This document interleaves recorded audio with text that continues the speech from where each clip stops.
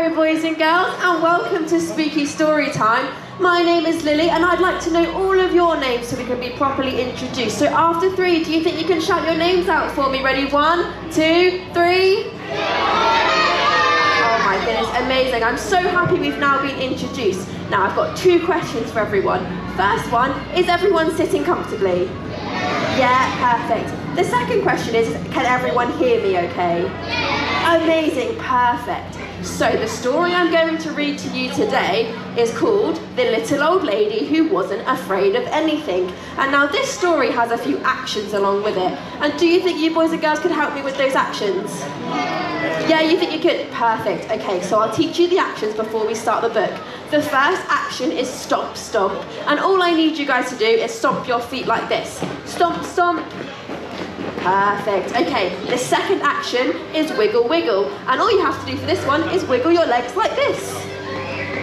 Perfect. So let's recap. We've got stomp, stomp, and we've got wiggle, wiggle. The third action is shake, shake, and you just shake your shoulders like this.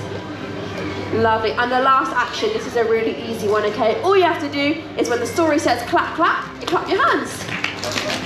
Okay, should we test our brains? Should we see how quickly we can do the actions?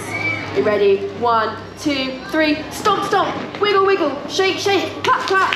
Oh, boys and girls, I think we can be much faster. Ready? 1, 2, 3. Stomp, stomp. Wiggle, wiggle. Shake, shake. Clap, clap. Perfect. Right, so remember, when you hear those words in the story, join in with the actions, okay? Like I said, this story is called The Little Old Lady Who Wasn't Afraid of Anything. And once upon a time, funnily enough, there was a little old lady and she was not afraid of anything. Are you boys and girls afraid of anything? Some of you are. Yeah, I am too. This little old lady seems like a very good old lady if she's not scared of anything. One windy afternoon, the little old lady left her cottage and went for a walk in the forest to collect some ingredients to make her pumpkin pie. She collected some herbs and spices and nuts and seeds, and she had walked so long and so far to collect all of her ingredients that it had started to get dark outside. There was only a slither of moon shining through the night. The little old lady finished gathering all of her ingredients and she started to walk home. But suddenly she stopped. Right in the middle of the path were 2 big shoes, and the shoes were going stomp, stomp. The little old lady looked at the shoes and she said, "Get out of my way, you 2 big shoes. I'm not afraid of you." And she walked down the path, but behind her, she could hear the 2 shoes going stomp, stomp. It seems like the shoes were following her. But still, she carried on her walk home, but all of a sudden, she had stumbled into a pair of trousers, and the trousers were going wiggle, wiggle. The little old lady looked at the trousers and she was a bit confused and she said, "What are you doing here, you pair of trousers? I'm not afraid of you." And on she walked, but behind her, she could hear 2 shoes going stomp, stomp, and now a pair of trousers going wiggle, wiggle. The little old lady was almost home, but all of a sudden, she had bumped into a shirt now, and the shirt was going shake, shake. So far, the little old lady has bumped into a pair of shoes, a pair of trousers, and a shirt. I wonder what's going to happen. The little old lady looked at the shirt and she said, "Get out of my way, you silly shirt. I'm trying to get home and I'm not afraid of you." Now the little old lady was nearly home. All she had left was to walk through a long, dark, windy path and then through her pumpkin patch before she reached her cottage. She held her breath, afraid of what was going to come, but she set foot onto the long, dark, windy path.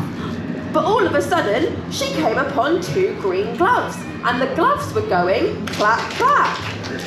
"Get out of my way, you 2 green gloves. I'm almost home," she said. "I'm not afraid of you."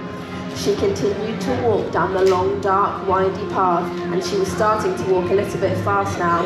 But behind her, she could hear 2 shoes going stomp, stomp, a pair of trousers going wiggle, wiggle, 1 shirt going shake, shake, and now 2 green gloves going clap, clap.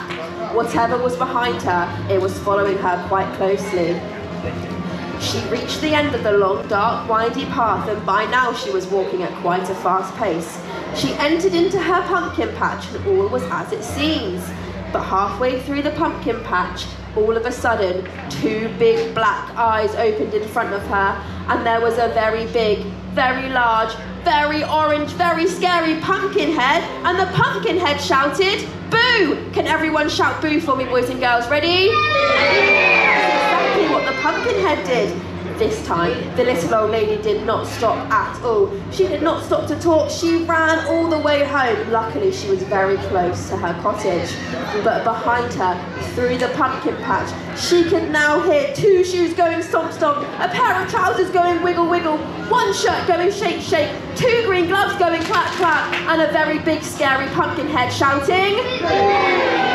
The little old lady did not look back. She ran as fast as she could until she was safe inside her cottage with the door locked.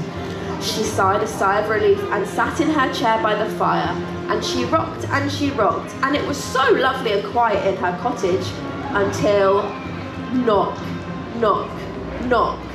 Someone or something was knocking on the door. Should she answer it? What do you think, boys and girls? Should she open the door? No, well, the little old lady isn't afraid of anything after all, so she went to the door, but she opened it very, very slowly. And what do you think she saw?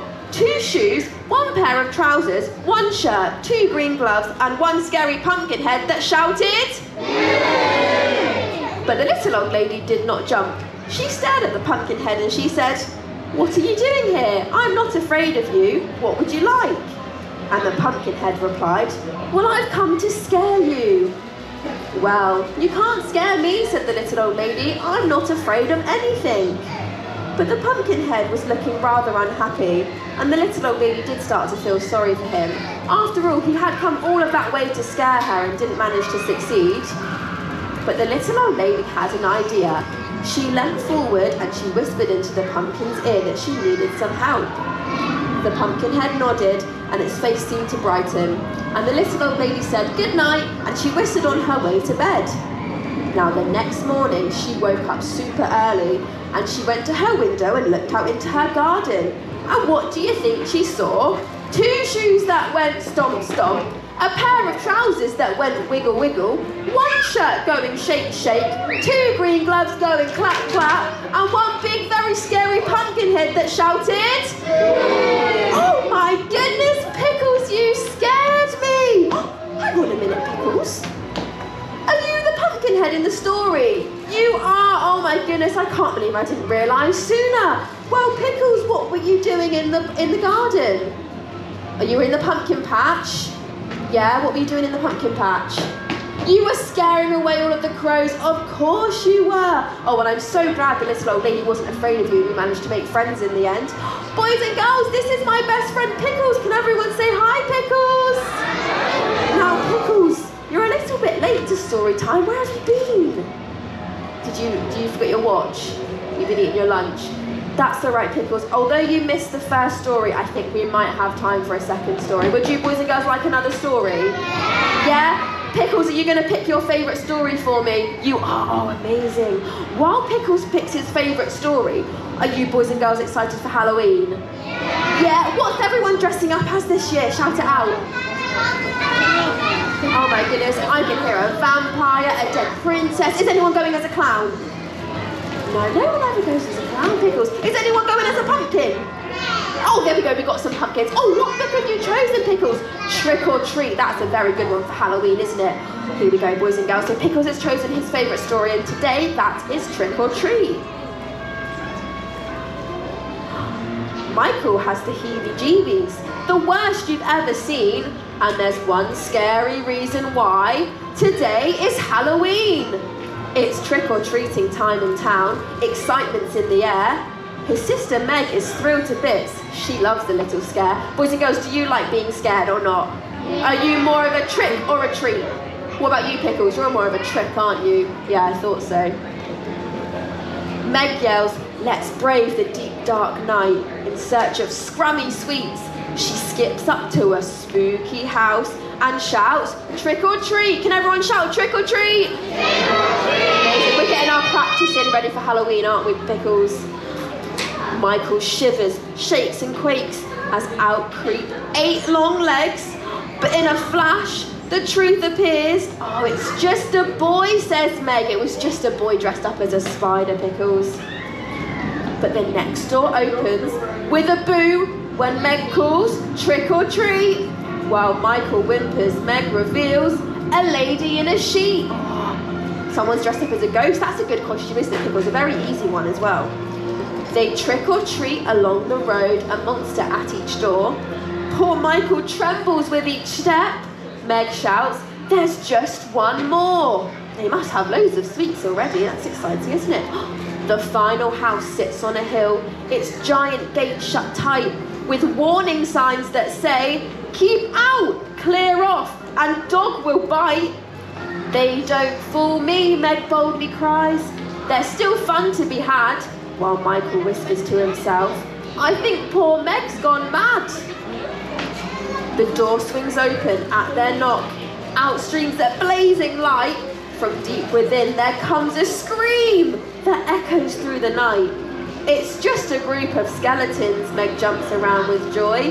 The skittish skeletons cry out, oh no, a girl and a boy. The skeletons are scared of Michael and Meg. But little Michael has a plan. He knows just what to do. He grabs Meg's light and with a flash, he says, look, we're just like you. The skeletons gasp. It's clear to see they didn't need to fuss. They're just two little bags of bones, skeletons just like us. The kids head home and wave goodbye as the trick-or-treating ends. Meg says, you're braver than you think, and look, you've made new friends. Tucked up in bed, the children dream of monsters big and small. Now Michael knows what's underneath. He'll make friends with them all. Oh, that was a lovely story, wasn't it? Michael made friends with all of the monsters. Oh, well, boys and girls, unfortunately, we don't have time for any more stories today. I know, Pickles, it's very sad, isn't it? But how about Pickles? Should we go down and meet all of our friends? Would you guys like to come and meet Pickles? Yeah, I've heard that Pickles is the best at high fives, so you boys and girls are going to have to test that out, okay? So we'll come down and you can come over and give Pickles some high fives, okay? Thank you all for joining us for Spooky Storytime today. If you do want to head back to the show stage, there's lots of Halloween shows on throughout the day. But from me and Pickles, have a spooktacular Halloween here at Paultons Park. Come on then, Pickles, let's go and meet all of our friends.